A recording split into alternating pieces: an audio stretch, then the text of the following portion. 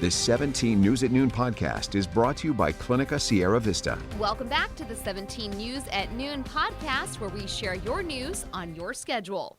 Well, good day. I'm Elena Rusk. We begin with your 17 crime watches. Bakersfield police have arrested 2 men and a juvenile on suspicion of armed robbery at tobacco shops in southeast Bakersfield.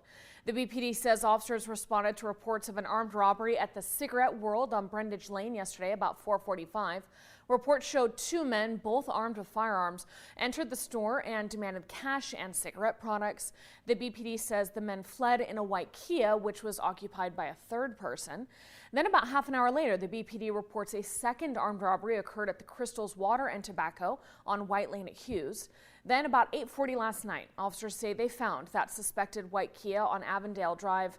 Police arrested 21-year-old Angel Nahara, 23-year-old Isaac Rodriguez, and a 17-year-old on suspicion of robbery, possession of a stolen firearm, conspiracy, and several gang-related charges.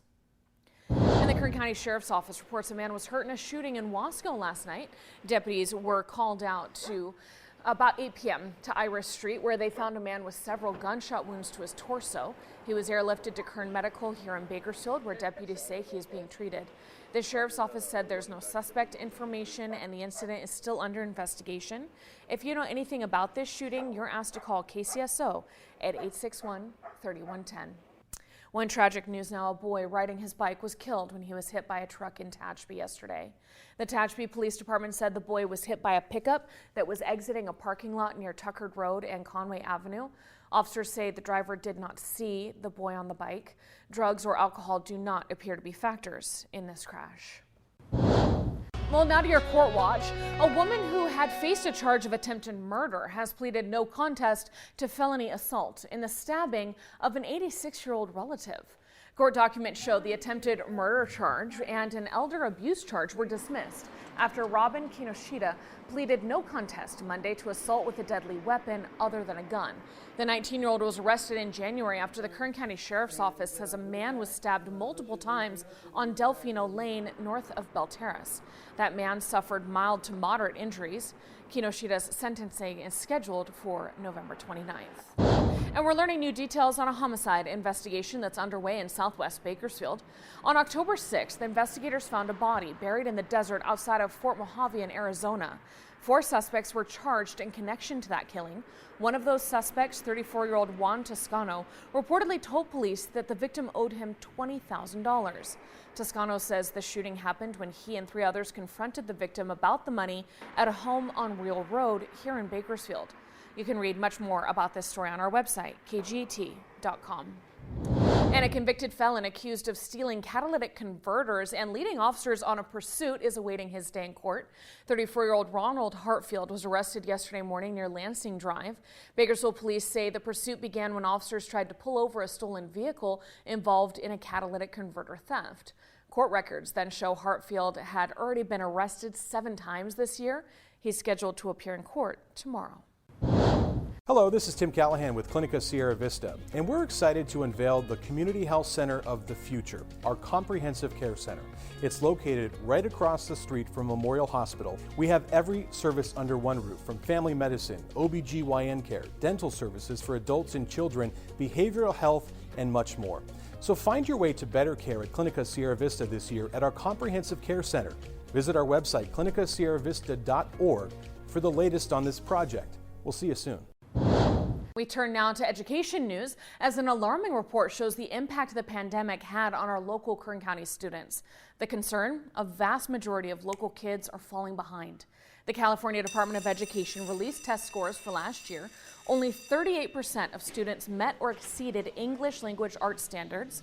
In 2019, before the pandemic, it was 5% higher at 43%. For math, it's more troublesome. Only 21% of students in Kern County met or exceeded math standards last year. In 2019, that was at almost 30%.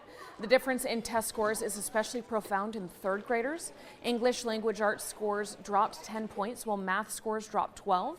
County school officials say while the pandemic was a driving factor in the low test scores, lack of familiarity with the testing platform may have also contributed. The Los Angeles Times reports the numbers were worse statewide for students of color, as the majority of Black and Latino students did not meet math standards in 2022. California continues to flex its financial muscle to the world as a new report shows our state is the fourth strongest economy in the world.